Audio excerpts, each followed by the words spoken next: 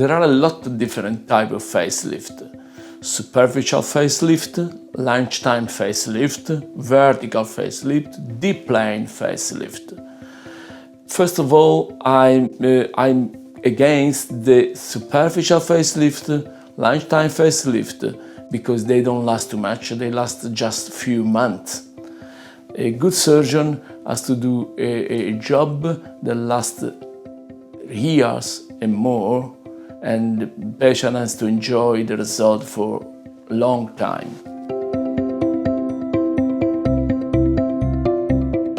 A good surgeon has to know exactly which kind of facelift is perfect for each patient. You need to understand that during the aging process, all the structures of the face can drop. It's not only the skin. The skin is a superficial cover of the face.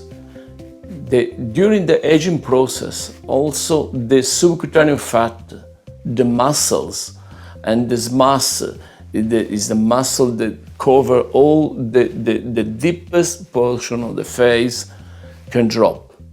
For this reason, if you look at the picture of a very young girl, you can see the cheeks very full, and the distance between the lower eyelid and the cheek is very short. And if you see the picture of the same girl 20 years later, you can see that the face is completely changed. That means that the cheeks are smaller, the structure under the skin are sagging in this area, and the jawline has lost the definition, and you can see no continuity in jawline, and the same problem we have in the neck. But if you need to go deep, because the problem is not on the skin, but is on the muscle and in the subcutaneous fat. For this reason, if you want to do a correction of the aging process, you need to move the deep structure of the face. That means the muscle, the subcutaneous fat, and put again the same in the position where these structures were. A good facelift can last a very long time. If we compare the superficial facelift or lunchtime facelift with that, they don't last more than few months. With a deep facelift and vertical facelift, that they can last 10, 15 years, because the surgeon has to be able to work in the deep structures of the face and to move the deep structure against up.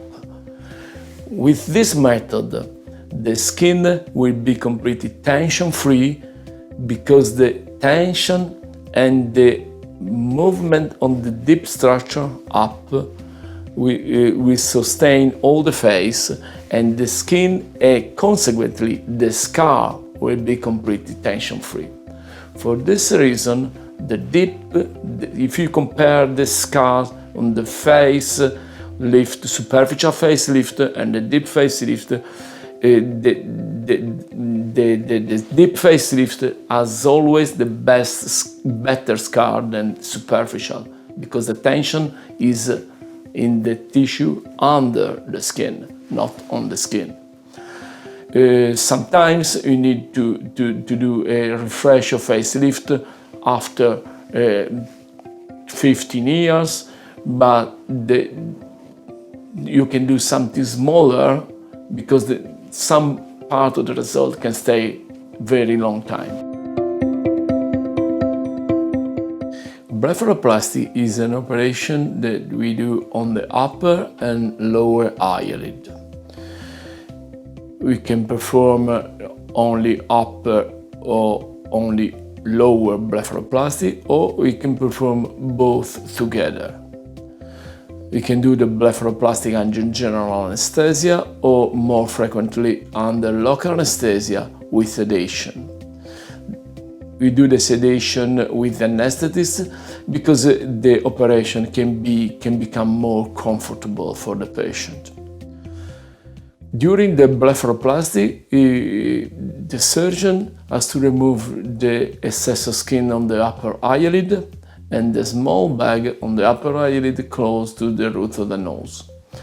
And in the lower eyelid, the surgeon has to remove this very small amount of skin, and the most important thing is to remove all the bags that they are on, like hernia on the lower eyelid. There are 3 bags for each side: the medial, the center, and the lateral bag. It's very important to remove very well the lateral bag because more frequently in the secondary blepharoplasty you can see a small amount of the lateral bag. And during the same operation, the surgeon can also perform a small cantopexy. That means small thing on the lateral cantle of the eyes, so can raise a little bit the corner of the eyes. The blepharoplasty can improve the eyes a lot because you can remove the excess of skin on the upper eyelid and you can remove the bags from the lower eyelid. When you speak with somebody, the first thing that we look are the other people's eyes, and when the eyes are with excess of skin on the upper eyelid or with bags on the lower eyelid, the appearance of the person can be tired, can be older than the normal the age.